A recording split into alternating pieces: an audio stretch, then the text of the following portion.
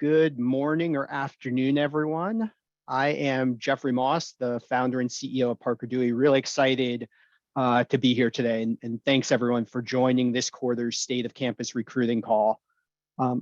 This is really always my favorite session of the year, especially as we've just completed our annual student sentiment survey.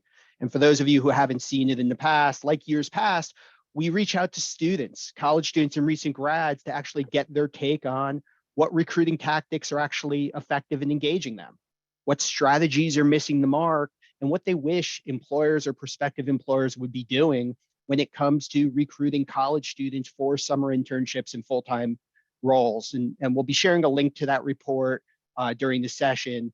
This report this year really had some great insights. For the employers who are on the call planning for next year, there's some great takeaways, especially as you're thinking about things like budget, diversity, conversion, and some of those other metrics you're looking for.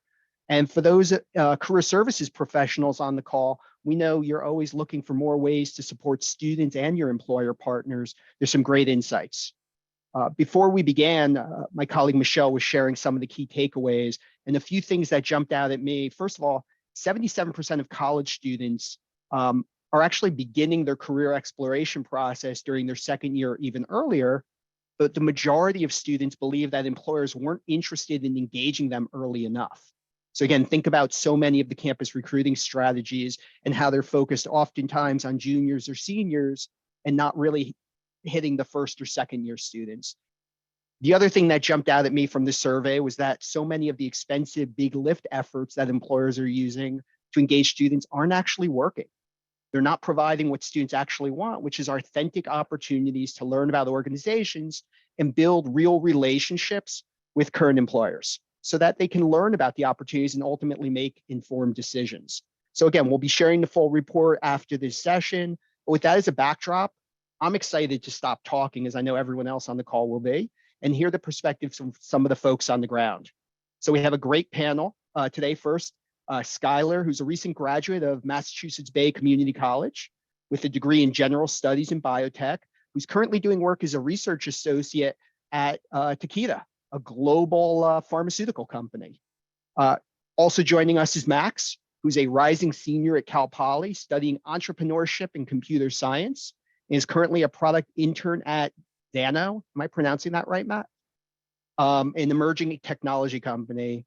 And then finally, Lori Sparger. Lori is the COO and Chief Innovation Officer, sorry, Lori, at Purdue's College of Liberal Arts. And Purdue, Lori and Purdue are really the thought leaders behind Cornerstone, which is a super innovative program helping STEM students hone and appreciate the core skills like communication and problem solving, critical thinking. And as I was alluding to before, I'm an Indiana grad, so for me to say nice things about a Purdue person means they must be pretty special. So thanks so much. Let's jump right into this timing question, because again, that was one of the big insights that really hit me. Skyler, when did you start thinking about your career?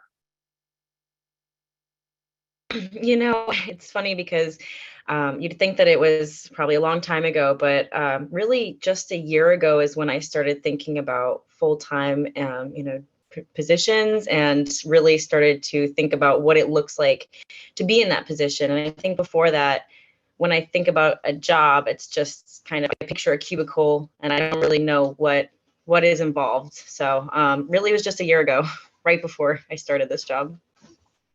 And did you feel like that was enough time? No, I definitely felt like my job search was really rushed, and that's how I ended up in a contract position, which, is all great, and I've gotten such an amazing experience, but there is some insecurity and instability in a contract position, not having benefits, not knowing where you're going to be in a year. And so this time I really started early to kind of think about where I wanted to be and what kind of a permanent role I wanted. And I was able to secure that for just after my role at Takeda ends. But yeah, I definitely was a lot more prepared thinking about what I wanted and not really looking for a contract role this time. And last time it kind of felt rushed. So I just had to take what was offered to me. Max, what about you? I mean, as an entrepreneurship major, when did you start doing that career exploration?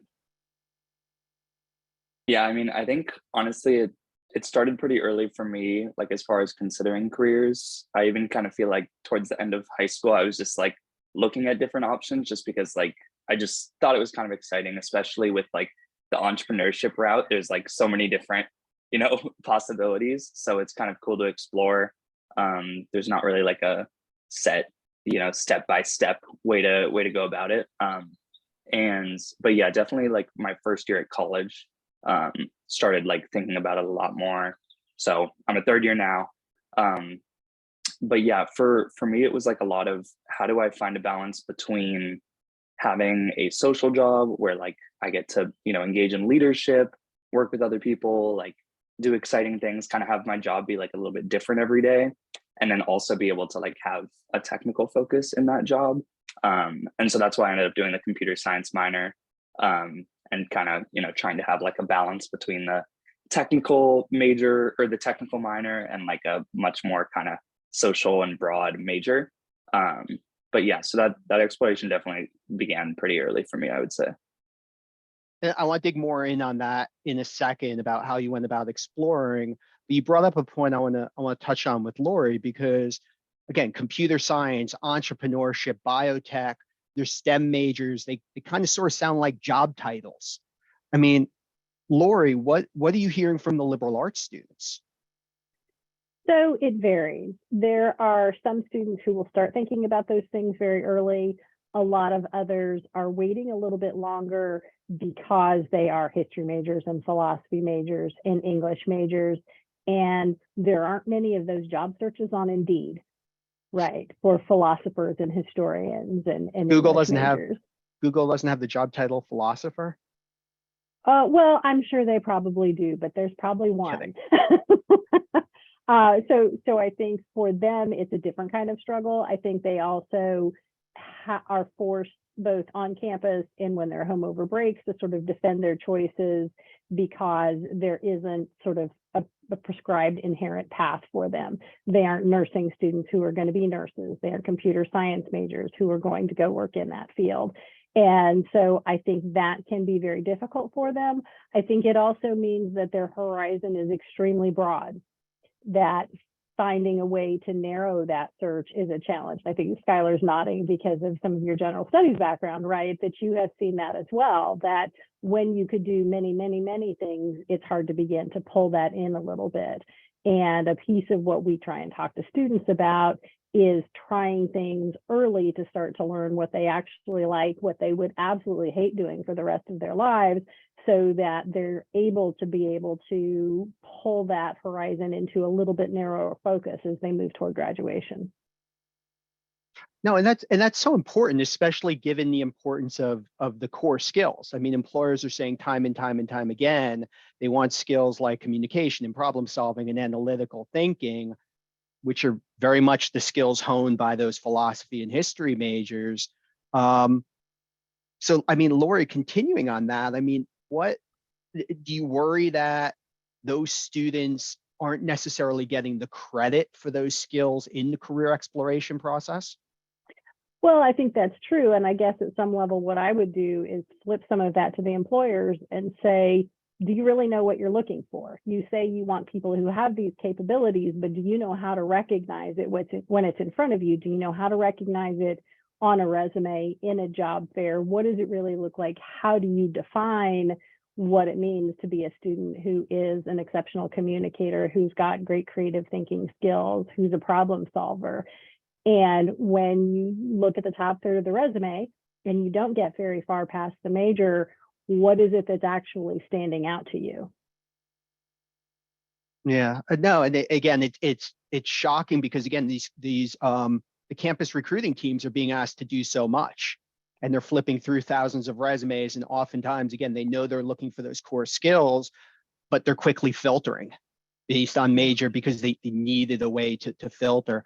And again, we're going to dig more in on that. On the exploration side, I mean, Max, you seem to have had a really strong idea of what you wanted to do. Back to your point, as early as high school, you were sort of interested in entrepreneurship. How did you actually go about that exploration or confirmation process as a first or second year student, sort of while you were in school? Yeah, so a lot of it started off as just like talking to connections that I had. So like some of my dad's coworkers, some that had like more technical backgrounds, some that had more business backgrounds. And so it was a lot of like, do I want to be a full-time programmer? Do I want to be a full-time marketer? Do I want something in between? Like just exploring a lot of those different options. And then I ended up becoming like a little like a web designer apprentice, basically, working with like this person that was actually building a website for my mom. And through that, I was helping her with a million tech support issues. And then he was like, "Can you help me with my next project?" And so through that, I kind of like explored web design. And so that was kind of an early opportunity to do something that's kind of the crossover of business and computer science in a way, because it's technical, but also like design focused and communication focused, a lot of like meetings with clients and things like that. So that was super cool to explore. And then I kind of got, at a certain point, I was a little bit tired of working with him just because we were on like different time zones. It was a little bit hard to work together. My friend actually ended up bringing up Parker Dewey to me. And then I started like doing web design micro internship projects. So that was a cool opportunity just because I was able to do them like independently. So I was the only one having the meetings with the clients, and I wasn't just having like work delegated to me. But yeah, like through being able to do all these different projects, whether with the industry professional or like by myself, I definitely think it confirmed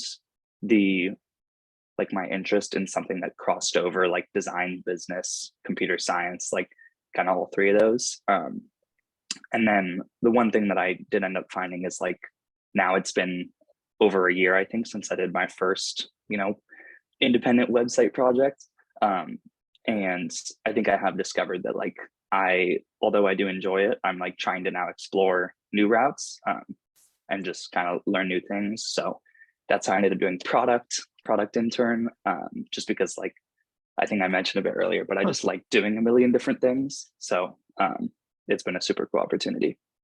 And there's something interesting. I mean, there's a lot, but one of the things that's really interesting that stuck out about what you just said is you went into school thinking you wanted to do entrepreneurship. And again, you were essentially an entrepreneur by doing this freelance work even before the Parker Dewey stuff.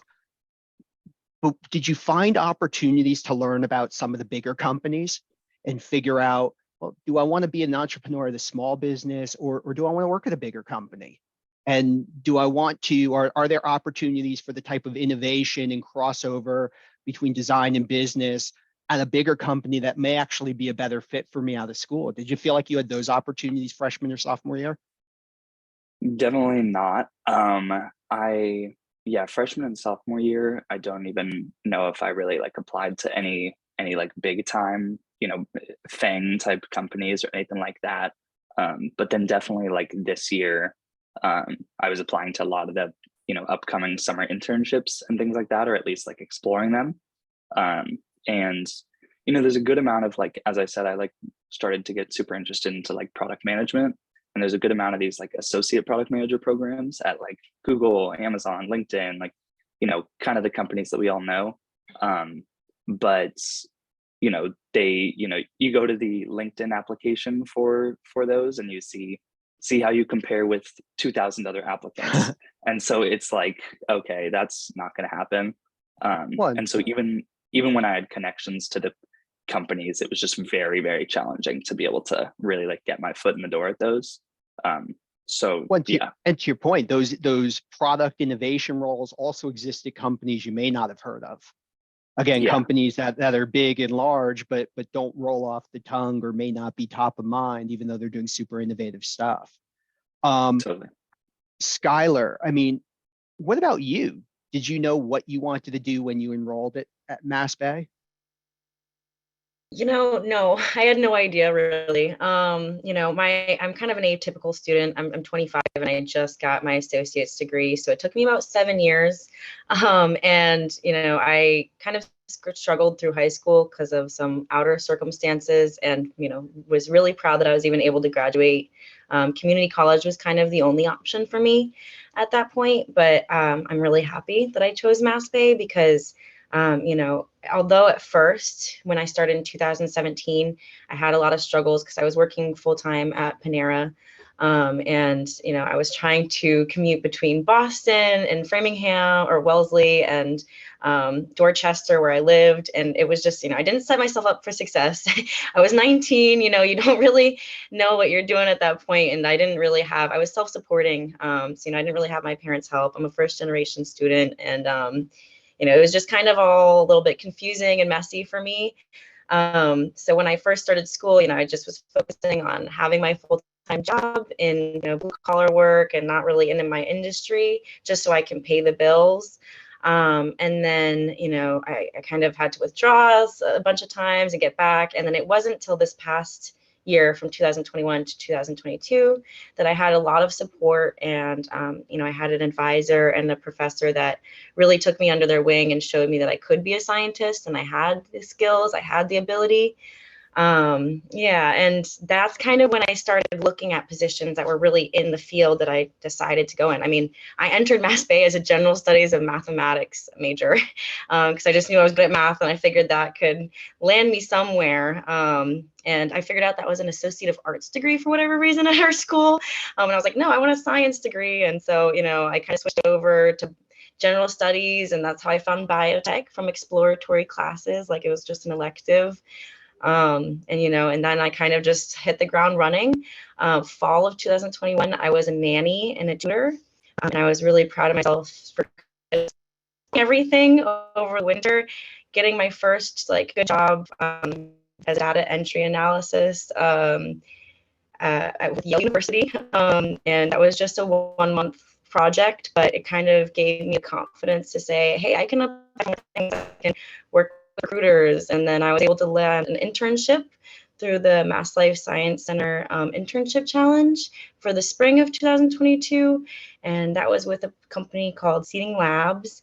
And that was an awesome opportunity. Mass Life Science Center is kind of like Parker Dewey, and they kind of make sure that these internships are paid.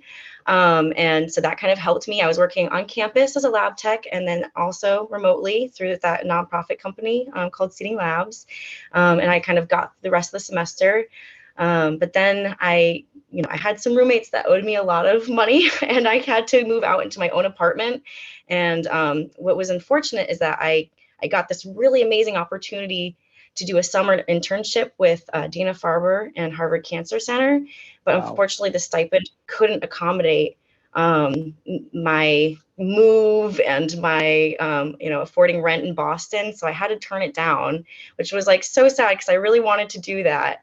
And it's such an amazing and prestigious program, but I had to turn it down just because I couldn't afford it. And, that's why I took the job at Takeda, which was $20 an hour more. And then I was able to really support myself. I was able to move and still get industry experience.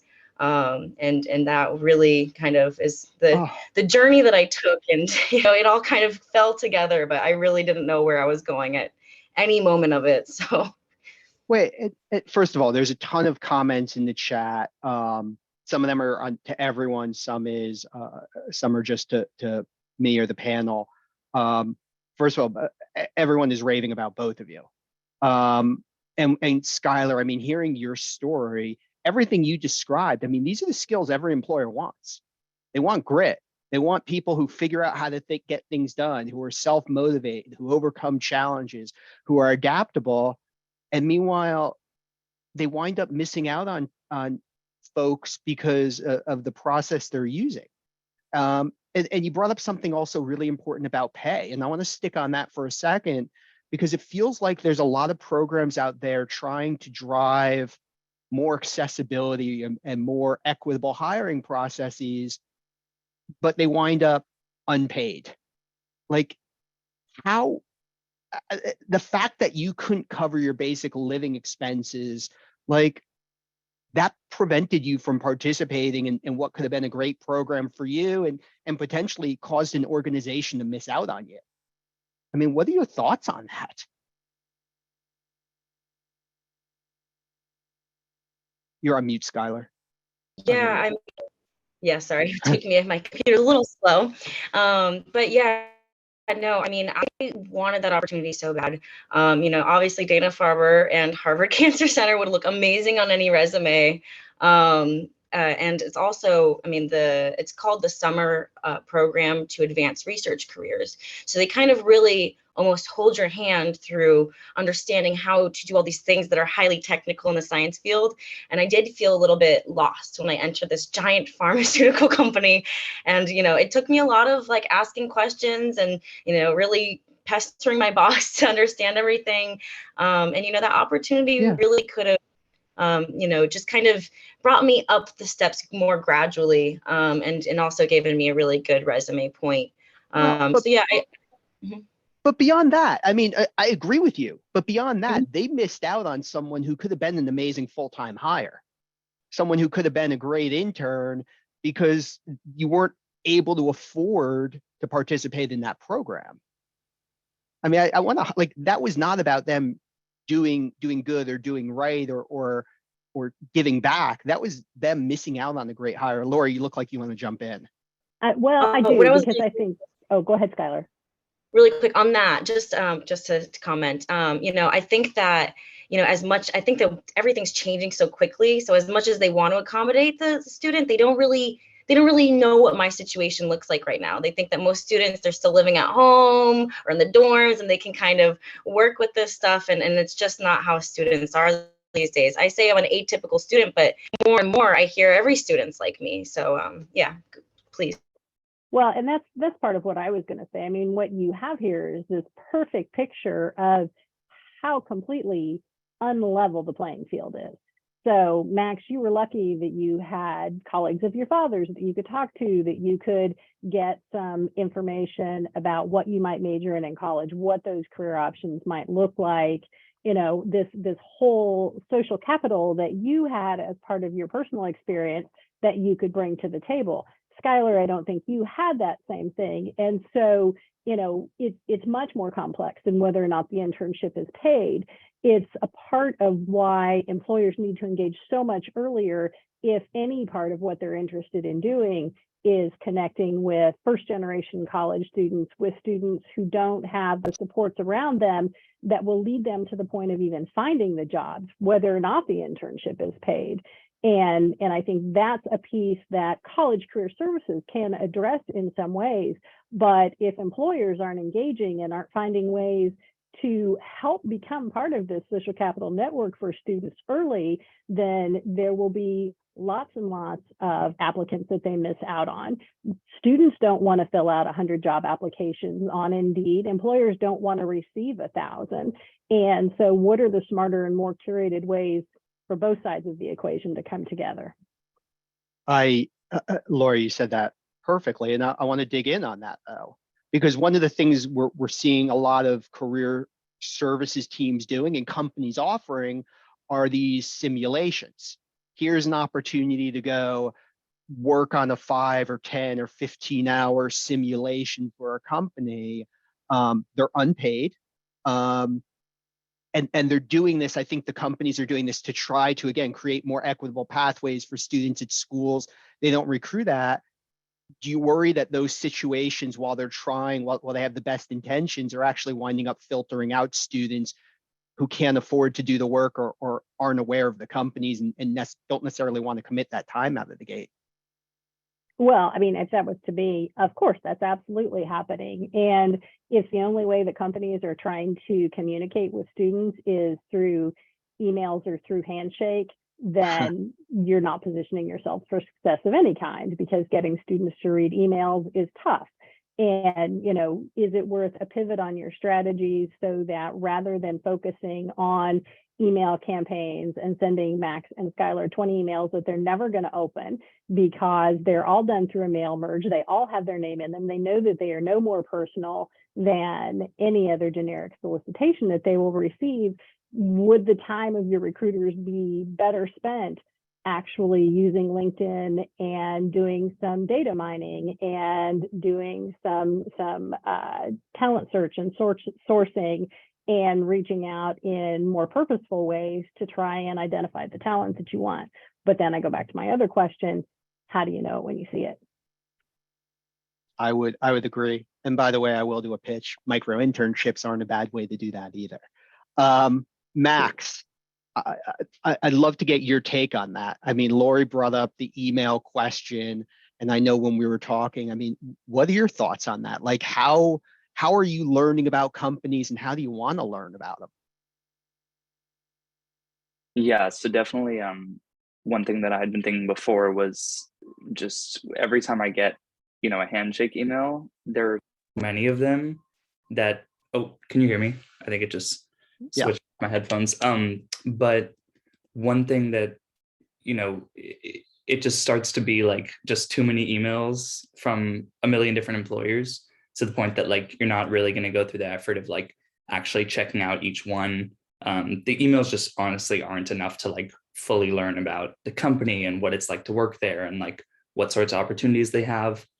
So yeah, like honestly, I think I mentioned previously, but I never really click on the handshake emails or anything like that, especially when like I get multiple of them. Like I've had, I won't say names, but there's been a company in the past that just sent like 8 emails, and I was like, oh my God, like I'm not clicking on this, and this is just making me feel like, I shouldn't almost. And so I think definitely one of the things that works a lot better for like, especially like smaller to medium-sized companies is like a form of micro internship. Just because like, if I get an email and I go through a bunch of effort to find out a ton about that company and I don't end up liking it, it's like I just basically lost a bunch of my time. If I pick up a micro internship and I explore a company, but I'm getting paid for it, then even if I don't end up liking the company, I'm still getting experience out of it. I'm still kind of building my resume, and it kind of acts as like a way to like trial that company also in a way. And if I do like it, then like that's amazing. And then maybe I can try to do further jobs with them. So I definitely think like having the paid aspect makes a huge, huge difference. Even if it's just, a couple $100, it just gives a lot more incentive to students to not feel like, they're risking just doing all this research and this interviewing for, no reason. And it's not just, and you were saying, I mean, you're getting other benefit beyond the pay. You're getting the experience on the resume and you're learning about the company, but the pay, I mean, the pay is important beyond the fairness aspect, Max, that you brought up. It also goes back to Skyler's situation. I mean, if Skyler's making, and Skyler, I don't want to talk for you, so jump in if I'm wrong, but if you're forced to make that decision of, do I want to get experience and do I need to give up a shift at Panera when you were working there, which is paying your, like, that's a tough situation to put you in. Yeah, no, I mean, and that's the thing, is that a lot of degrees even require, especially STEM degrees, require an internship at the end of the program.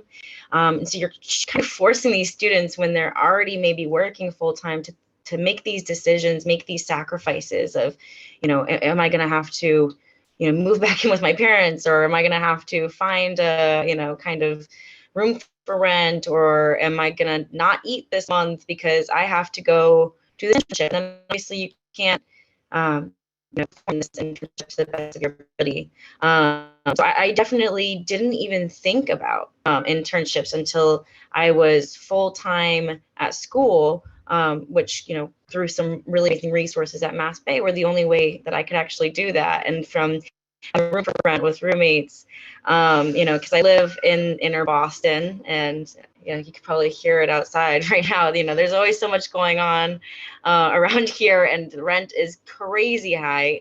I don't have a car, so it's like you have to be close to the train, and rent's even more expensive. So there's just so many decisions you have to make and sacrifices you have to make. And I really couldn't think about internships at all until there was programs like Mass Life Science Center, Open Avenues, Parker Dewey, that have these options that can kind of bridge the gap. I can get this stipend from my micro internship while I'm waiting to see if I can, land this full-time job or what have you. So, yeah. And by the way, huge shout out to Open Avenues. The work they're doing is just absolutely amazing. And I'm sure one of my colleagues can share more about them in the chat. I want to bring something up, and Lori, I'll start with you on this. From some of the comments Skyler was mentioning about accessibility and even Max's point about fairness, like, what about career fairs and info sessions? Do you feel like they're more accessible or effective? What are you hearing from the students and from the employers about those?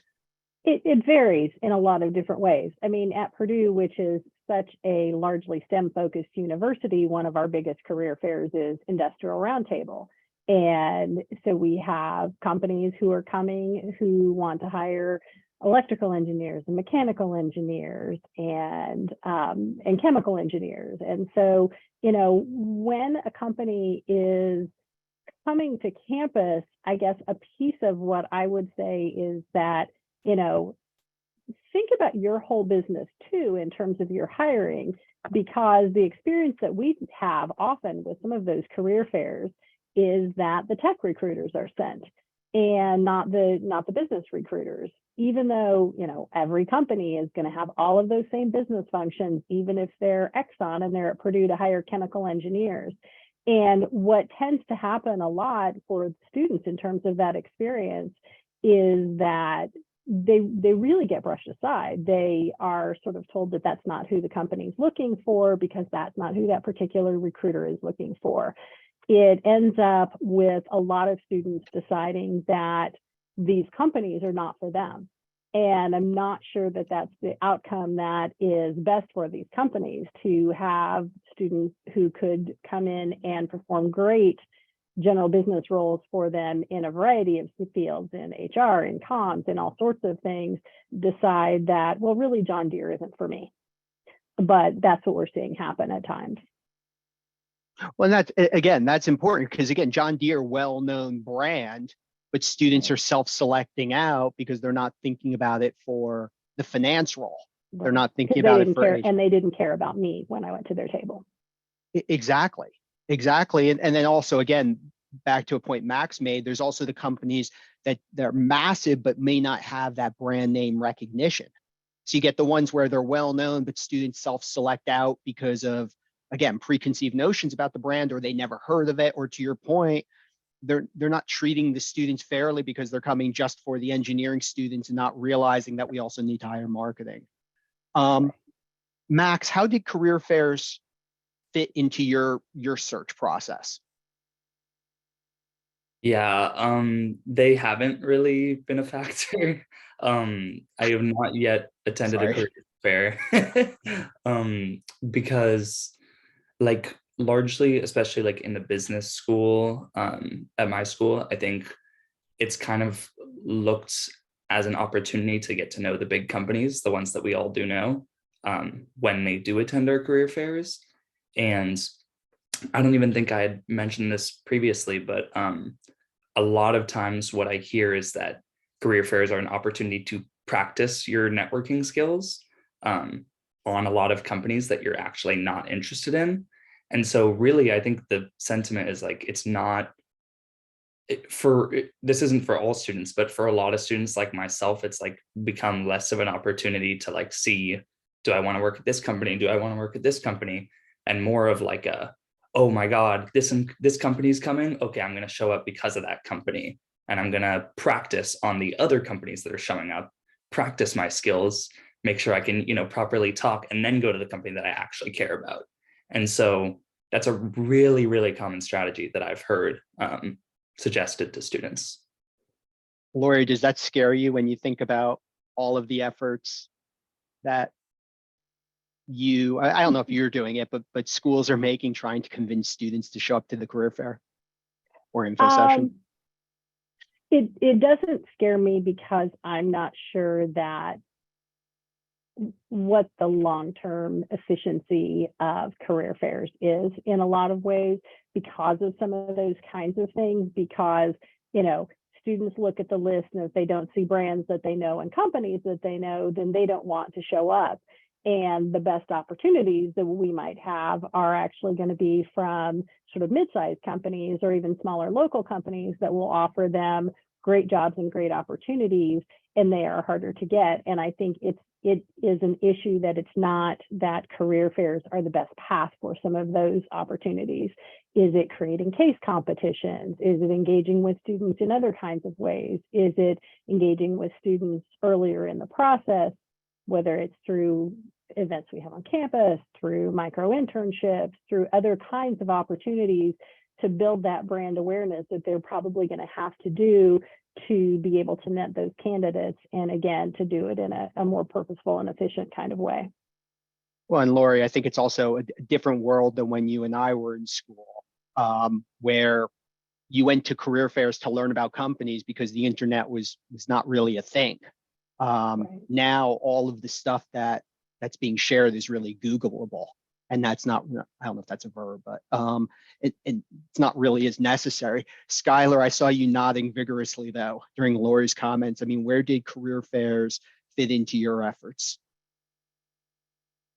Like Max said, I don't think that I ever attended one as a student. I actually recently attended one as assisting my friend who's an employer at this place called Abbey Lab, which is like a biotech incubator, and it hosts tenant labs, which is actually where I just got hired at a startup company from a permanent role as the 5th hire. So you are totally right, Lori. Sometimes it's the smaller companies, the ones you've never heard of, that the best opportunities are at. And really the way that I've built my network is just by kind of getting involved with anything and everything that I see available on campus that I have time for.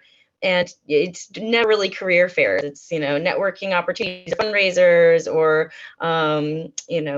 meetings, workshops, things like that, where I've kind of met these people and gotten to know some of these companies where there are great opportunities. And, some of them haven't been perfect for me, but I've connected many students with these things. And you're so right. It's usually career fairs. I don't know why there seems to be a certain air or vibe to career fairs that feels a little bit different than just meeting employers on a more casual basis, where you're kind of just talking and there's less pressure.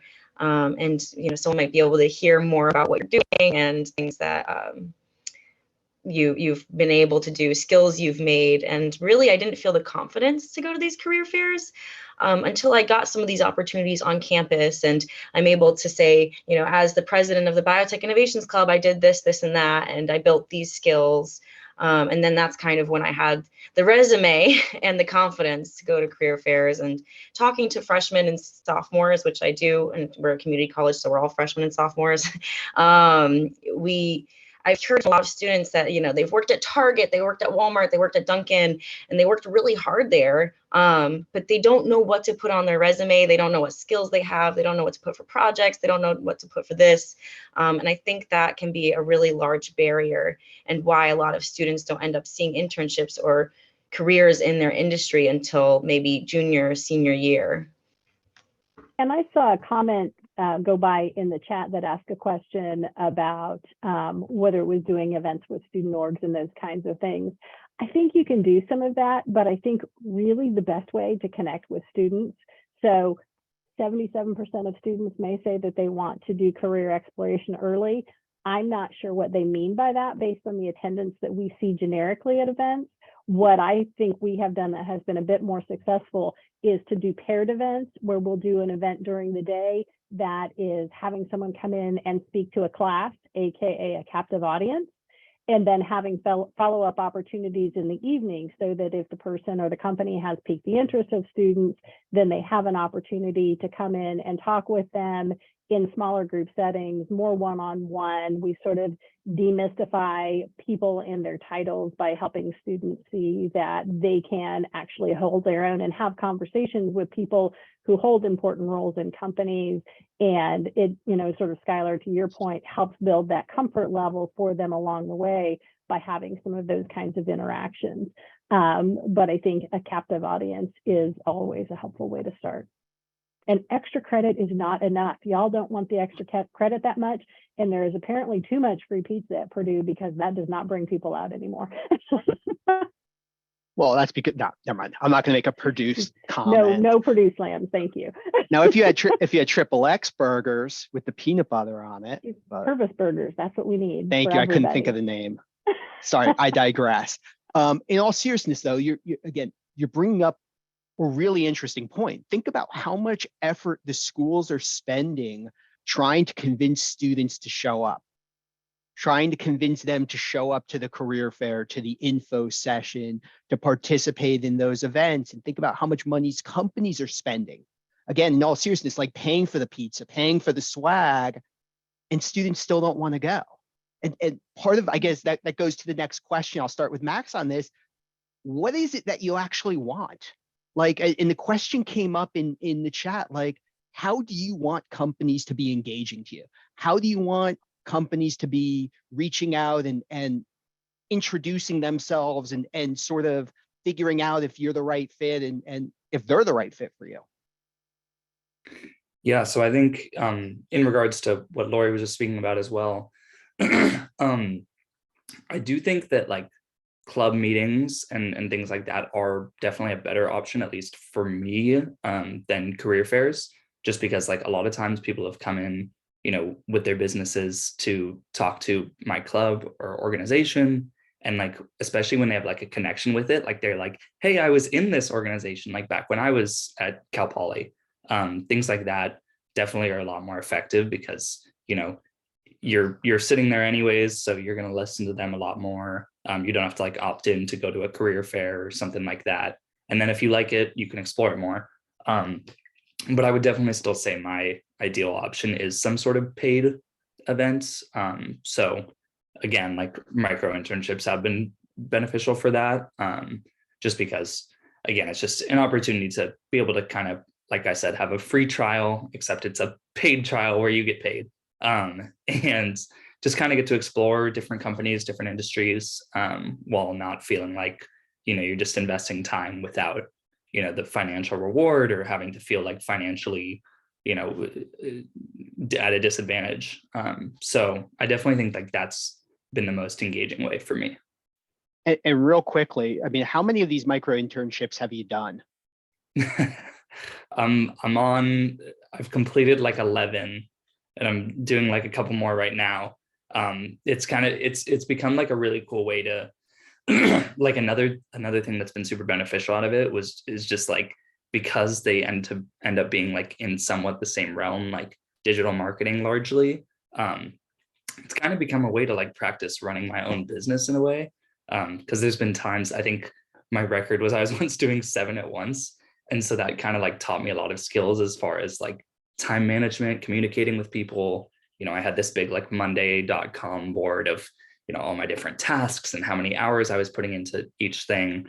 And so it's been really cool, especially like, you know, I got this entrepreneurship focus, like I get to practice kind of running my own little mini business. So it's been amazing. And one thing I just want to highlight, you got a call or email from someone at Parker Dewey saying, hey, do you really have time to work on number 4, number 5, or number 6 if you're doing, right? Yeah. Okay, just making sure. Otherwise, I'd have to talk to someone on the client success team. Yeah. And one quick follow-up, and then I want to get to Skyler on this one. Because we got a question in the chat, like, did any of them lead to a summer internship or full-time role? Or did they help you make your decision? Yeah, so none have led to a full-time role, but largely that's been kind of offered. Just for me, like around the time that I started doing so many of these is when I stumbled upon Xano, like the place that I'm doing my internship right now. And so because that opportunity came at the same kind of timing, I was like, wow, this is actually amazing. And so I've instead kind of continued doing micro internships as more of an opportunity to, you know, network with people, get a lot more advice, kind of get exposure to different things, try out different things, with less of the idea being like, oh my God, I like need to get a full-time job out of this. So it's been much more like about exploration, again, like practicing a lot of my different skills, you know, building up my resume, experience, things like that.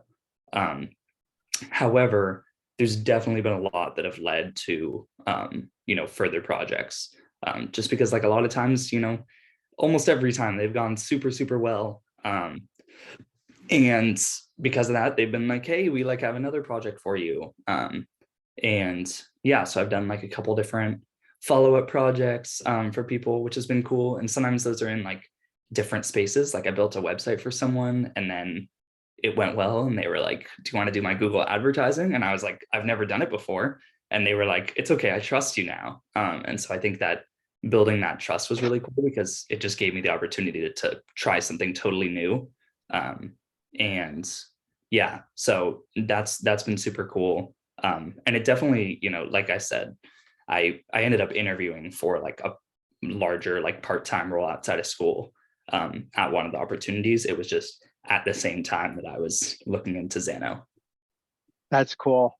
That's cool. And again, I saw the question come in the chat about, did employers invite those networking conversations, or was that you following up? I would say mostly them inviting those actually, just because like, you know, as we wrapped up the emails of, you know, closing out the project, they'd be like, also, would you be open to further opportunities in the future? And then maybe a month down the line, they would reach out. Even sometimes like, you know, a couple of the projects that I'm working on right now, right off the bat, they were like, by the way, we're going to have more projects for you if this goes well. So That's awesome. yeah, so it's a mixture of whether that happens at the beginning of the project, middle of the project, or after it's over. But I don't think any of the times it's been like me being like, please give me like more projects. They're always, you know, it's just a good environment for both people. So it works out. And Skyler, let's jump to you. Best way, like if you were giving advice to employers, what are the best ways to engage you? What are the best ways for them to be recruiting you? Since you're not going to the career fairs or opening the emails, as we heard earlier. You know, honestly, I think most of the things that I do are kind of like networking opportunities through school. You know, like I think today I'm going to a fundraiser at Bentley University.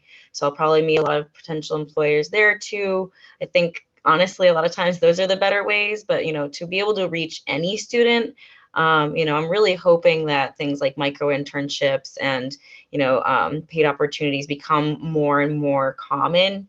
And I think that often, you know, taking a chance on a student that may seem like they don't have the skills that you need, but you can see that they have 3 years working full time at Target, you know that they have the work ethic. But, you know, it may just be about developing those few skills. So I definitely think micro internships are amazing because, you know, they kind of give you a glimpse into a specific subfield of an industry, which can, you know, you don't really know what that looks like until you do something like that.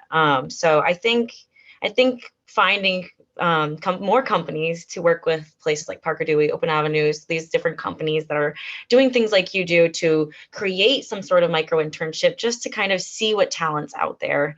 And yeah, you know, I've kind of had the same things happen to me. Some of them were a little bit far away for me to be able to commute to, but you know, I did have some internships that could turn into full-time work offers from some of the companies that I've worked with on my micro internships.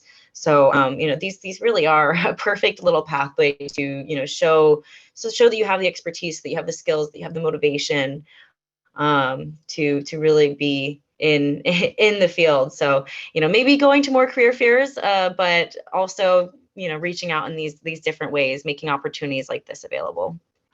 Well, I want to highlight something you said, because again, a student made this comment a couple of years ago, and it was less creepy when it was a student as opposed to a 40-something married guy. But they said that the current recruiting process for students is essentially asking us to get engaged with a summer internship or married with a full-time role without ever having a chance to date. And I said, well, what about like info sessions and networking and job shadows and super date? Like, that's not dating, that's swiping right or left on whatever dating. Like, I actually want to go on a date. I want to try a company I may not have heard of, or try a role that I'm not sure about. And in the same way, for companies to try sort of students from schools they may not have recruited, or we only recruit technology majors, here's a way to see that the student with the philosophy major has those core skills that we're looking for. So I think your point, Skyler, is just so on topic. Lori, we got a bunch of questions. more. Well, and just real quick, that takes me to carry your analogy forward. That takes me back to Max's comment about handshake and, 8 emails from one company that's trying way too hard to date you. Right? You're like, nope, go away. And by the way, none of this is a neg on handshake. Just to be clear, we know Right, handshake right. and simplicity and all, like, Simplicity. yeah, they're all job. It's more about the methods. Yeah. Oh, well, and the too many emails, regardless of whether you're using a platform or you're just sending too many emails. Or if you're using it to filter students. Right. Again, let's filter based upon GPA or major, and then you're missing out on a student like Max, who's an entrepreneurship major instead of a marketing major, but clearly, as he was saying in the chat from the projects he was working on, has some marketing chops, or someone like Skyler, who didn't go to the 4-year school, and you've only recruited from 4-year school, and now is working for one of the top sort of biotech organizations in the world. Like, that's the problem with trying to use these shortcuts. And the irony is that micro internships actually wind up making it less work and more time effective, but that's a different conversation. To a question that came in the chat, how did you actually get the instructors involved, and is that something that should be necessary? Does that make sense, Lori? Well, I want to address the question whether or not it should be necessary, but how we have done it is that we have identified certain faculty in various academic units across the college who have an interest in this, either because of the specific courses that they're teaching, because of their own orientation and their thoughts about student career prep and those sorts of things. And so we know that we can't go to all 280 of our faculty with this request and be successful, but we've identified the ones who want to be partners. Another piece of how we have done this effectively is that in many cases, it's because we are bringing back alumni from these various companies, and we can connect them with their home department. And then there's additional benefit that the departments are seeing in terms of alumni engagement, in terms of potential alumni giving, all of those kinds of things. And so the more ways that it can be perceived as a win, the better off we have been. Well, and one of the things, it's great when you can get the faculty members involved. I mean, one of the things we found with so many programs that rely on faculty involvement is it becomes a heavier lift in some cases. And that's, oh, go ahead. Well, you have to, it may be a heavier lift for you because you have to make it the lightest possible lift for the faculty member. Yeah. Right. If, you will get engagement by checking every box for them along the way, by providing the marketing collateral, by handling all of the details from them. If you make it work, you might as well not try. Well, and that's one of the things that we found about the micro internships, just to be blunt, is that students like Max or Skyler can work on them. You don't necessarily need the faculty buy-in, but we're actually hearing students are going to faculty office hours to sort of get advice, and the faculty love talking about the real projects. That when Skyler's doing a market size analysis, or doing a competitive analysis tied to a bio, like being able to go and talk to a faculty member, say, hey, I'm working on this project, can I get your insights? That's more interesting than the student who fell asleep in class, and you're not having to force it on them. We got a question in the chat that I want to put out to Max and Skyler. What makes a good micro internship? Like what makes it a good project for each of you? Skyler, do you want to start? Sure. In the biotech field, I think that sometimes it can be highly technical, but I'm really appreciative of the entry level micro internships that require no previous knowledge, so I can really get kind of a snapshot of what something's like, so I can see if it's worth me taking classes on, kind of exploring. So, I really do appreciate the kind of low level, you can get in there with just, an interest really and motivation, and someone that really is willing to answer whatever questions I have, and if they don't have them, is able to search for them. I've really gotten some great mentors and built quite a great network from some of these projects. Max, what about your take? What makes it a great micro internship? Yeah, I would say two things. Like one, just like that it's communicative, and two, that it's creative. So I'll kind of touch on both. But for communicative, like I feel like my favorite projects have been the ones where, I'm having semi-regular meetings with whoever I'm working with. We can kind of like bounce ideas off of each other. We have some form of communication, whether we like text about the project or we email, things like that. Because, I've found with a couple of the projects that I've done where it's very hard to reach the other person, it's been a real struggle. So you kind of have to have a dedicated point of contact, I think. That's definitely a big thing. And then I would also say creative, because some of my projects have been just like, we're moving our content from WordPress to HubSpot, and we want to keep it exactly how it is, just copy it over. And so that's great because, I can do that pretty quickly, whatever, but it doesn't give me the same opportunity to actually kind of be creative and, give suggestions and things like that. Whereas like a lot of other companies have been like, look, we're trying to build these pages from scratch, or even like we are trying to transfer over our pages, but we want to redesign them. And so it's been super cool to be able to actually be creative. And yeah. And do you know what's interesting about that is we've heard the range from students that even some of the micro internships that are less creative and seem more like grunt work. So we need you to go and help us again, move data or cleanse data, especially if they're freshmen, sophomores, they find it to be really useful because they're starting to use that as a way to start to dig into the industry and learn a bit, and also demonstrate some of those core skills like communication and problem solving. Am I able to figure out how to get this information the company wants? One of the other things that we found is the best micro internships are ones where there is a defined deliverable. We want you to update this PowerPoint presentation. We want you to write a 1,500 to 2,000 word article on XYZ topic. We want you to crunch this conference list. And here's the info that we want. We have 2 minutes left. So very quickly, I'll start with you, Lori. Biggest piece of advice you would give to both the employers and the career services teams on the call about best ways to engage students? I think it is adding value. I think students are busier than people realize, whether it's a student like Skyler who's working or students who are uber involved in activities. And so I think everyone needs to be very clear about what students are going to get out of an opportunity, whether it's an information session or anything else. Just because it's good for you isn't enough. And so I think considering what the ROI is on the interaction and being very clear and articulating that is an important key. I think that's great.